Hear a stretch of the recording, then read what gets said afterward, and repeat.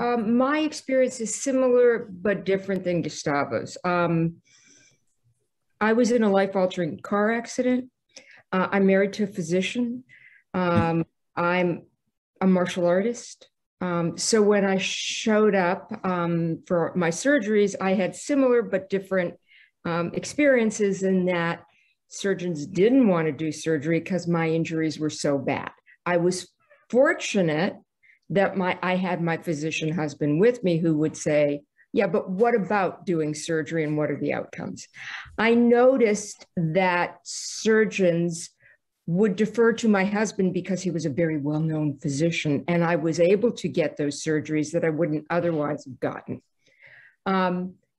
That when they would get aggressive, the minute they would find out that, oh, it's Dr. Swerdlow, that the things would dial down and they would dial back, and suddenly they would be respectful in ways that I would never have gotten had I been just Linda coming in.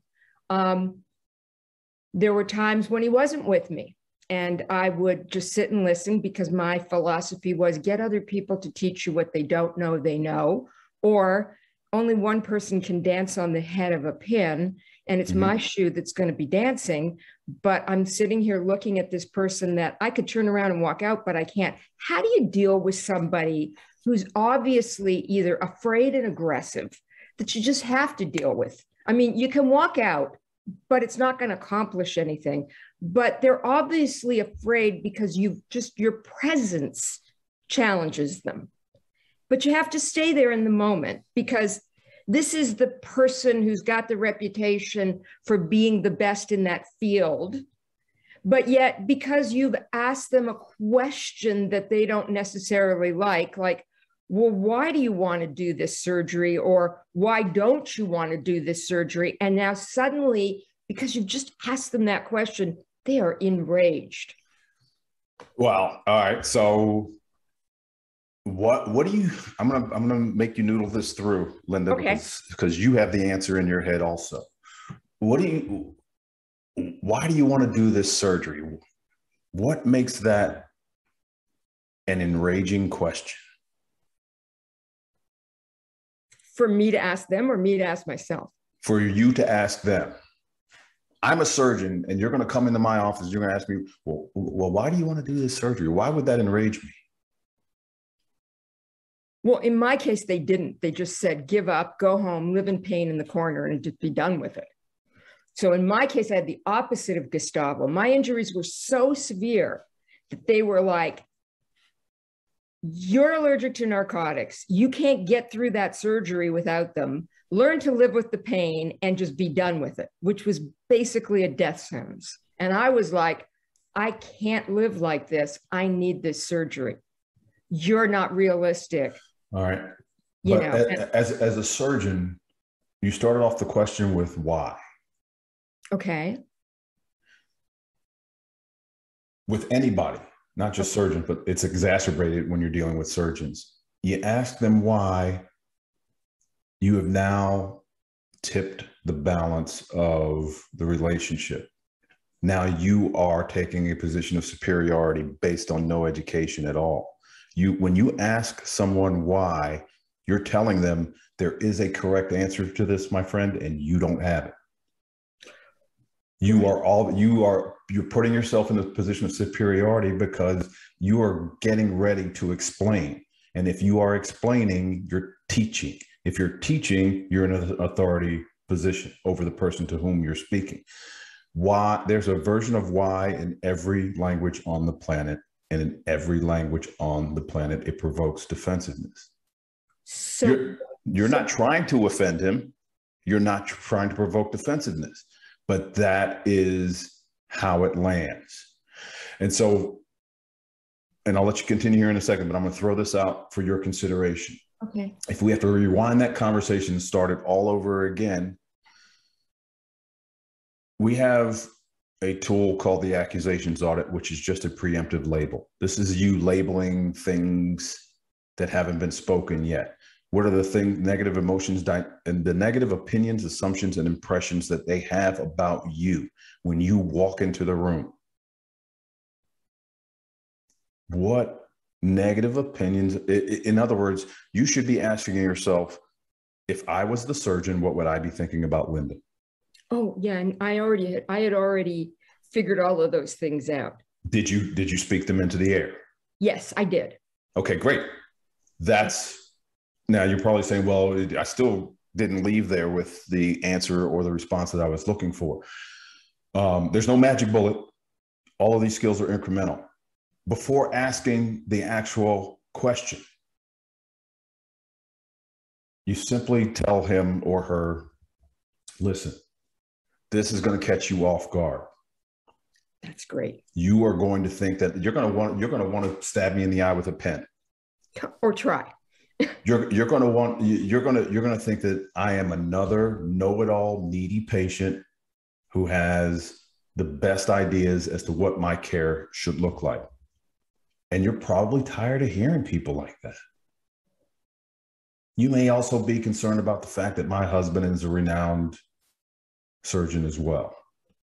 And that may be a bit off-putting. Right. Are you against walking me through why you can't do this surgery? Oh, no, they were very forthcoming. So just so you know, I did go on, thanks to my husband getting me in with the right surgeon. I did go on and find the right surgeon. And he didn't want to do surgery either, because no one likes to do surgery on someone who's allergic to narcotics. He did do surgery. And I do have 100% of my former range and mobility. Okay. And it was really difficult. And I had one of the worst shoulder injuries anybody's ever seen. And all I could think of is, what about those other people who have this who had or have this kind of injury? They hear what I heard. They're not martial artists. They're not married to physicians, and they are living in terrible pain. And the rest of their lives are over because some surgeon says no. And they don't know how to keep at it, okay? And I think to myself, this is not right. Like, I knew when I walked in what was thought of me. I voiced it.